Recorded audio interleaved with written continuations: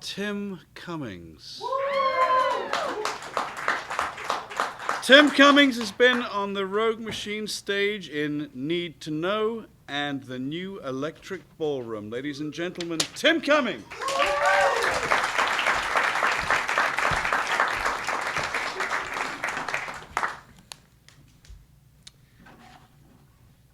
I was an artsy-fartsy type on Long Island, one of the most toxically masculine domiciles in America. In addition to my pre-existing pariah-esque status for being into theater and writing, I upped the ante by becoming a goth.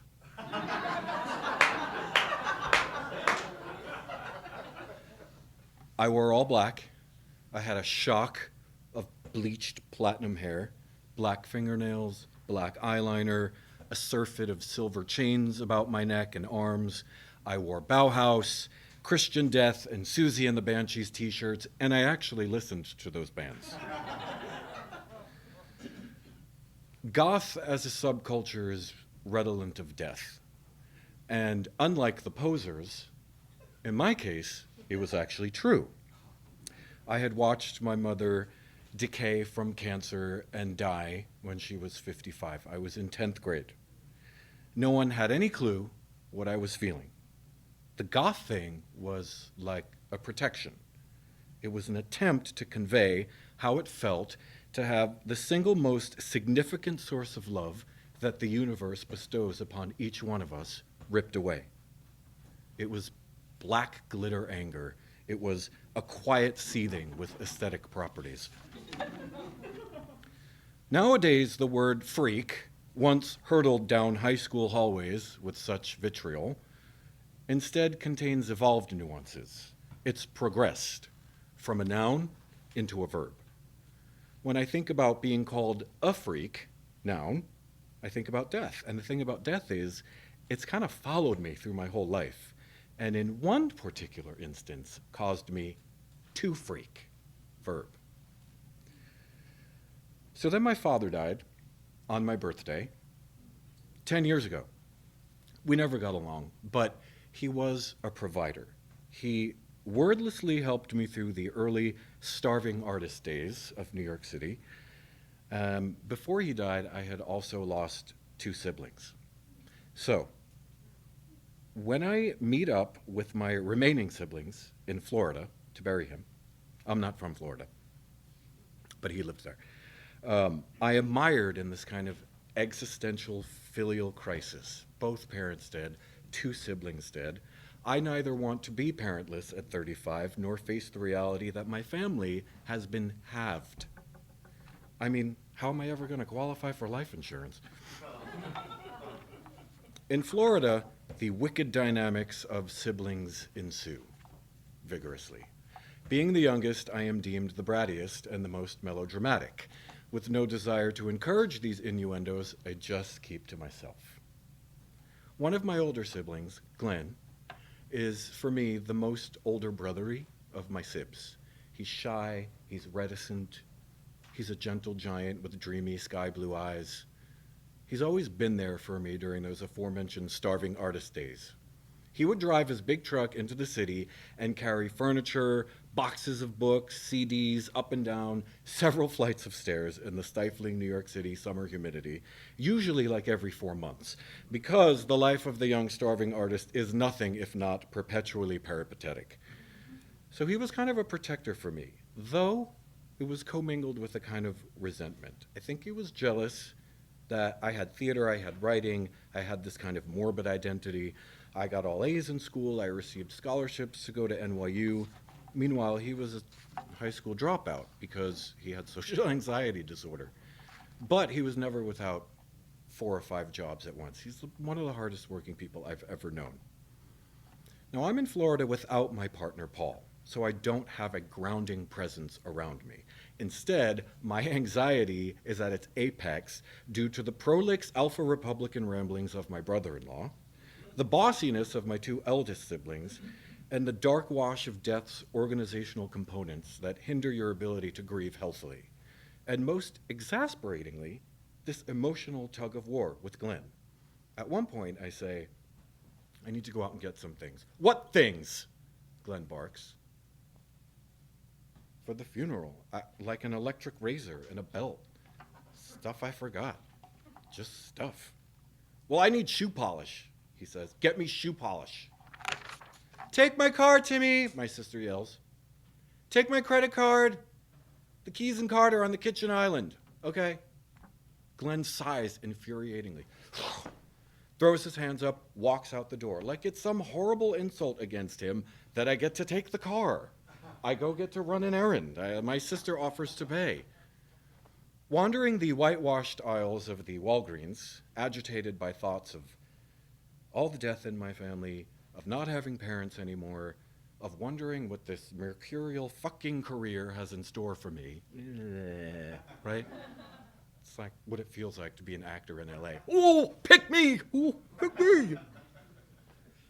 I buy snacks, I buy stickers, I buy face masks, whiskey, a fake plant, a real plant, over-the-counter sleep aid, black socks, black eyeliner, mass-market paperbacks, magazines, lollipops, I hate lollipops, and shoe polish.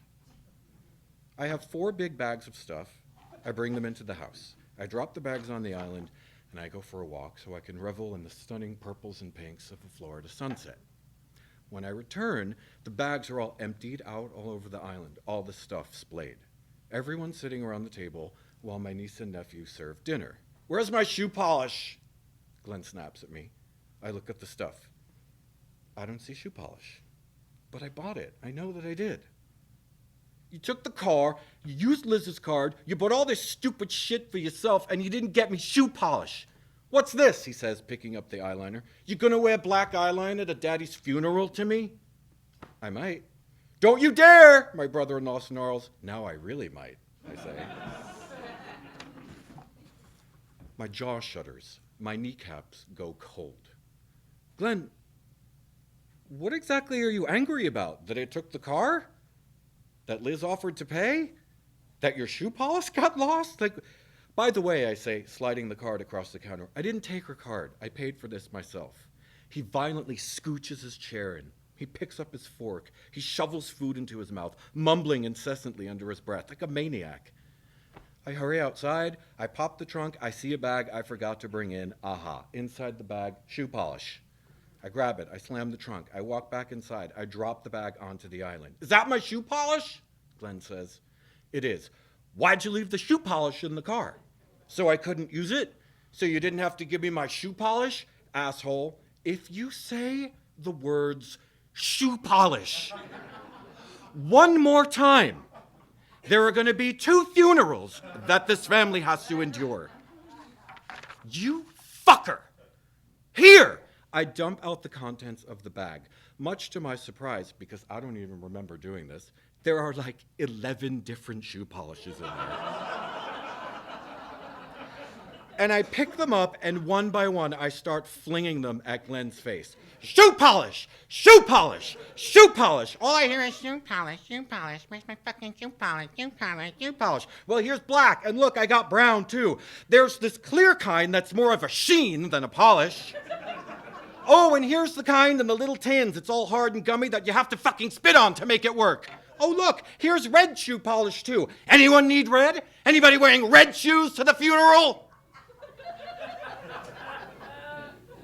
I look up, and everyone around the table is staring at me in horror.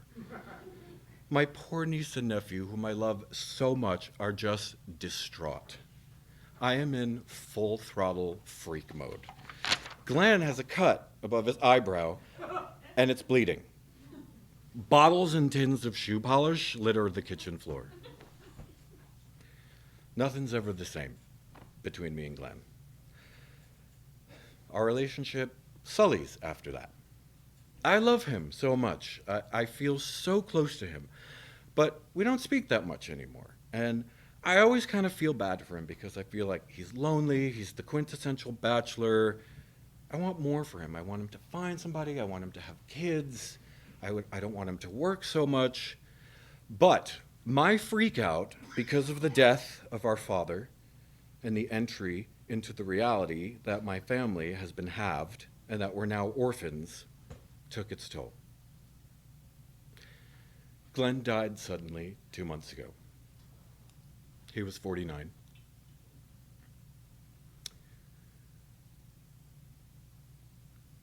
I haven't been back to my hometown very much since the days that I was called a freak, but I go there to bury him. And for the first time in my life, I actually feel like a freak, not a manufactured one.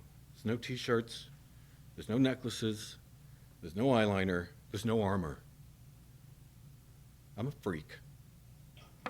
To see old neighborhood and high school friends and acquaintances pour into the funeral home in droves to pay their respects, all of them with siblings, all of them with parents, everyone, everything intact. I'm a freak who's ready to freak. Where is my family? There were 8 of us, now there are 3 of us. The Grim Reaper, is he my fucking lover or what?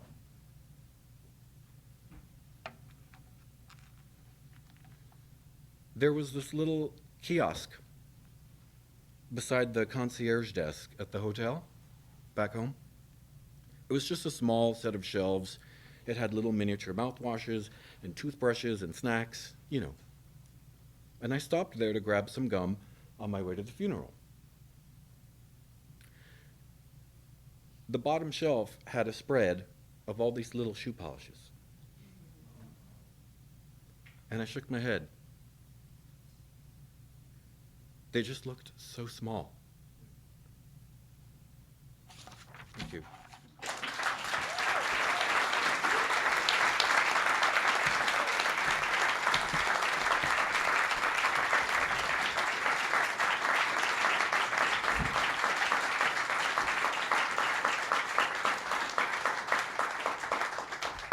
Thanks, Tim.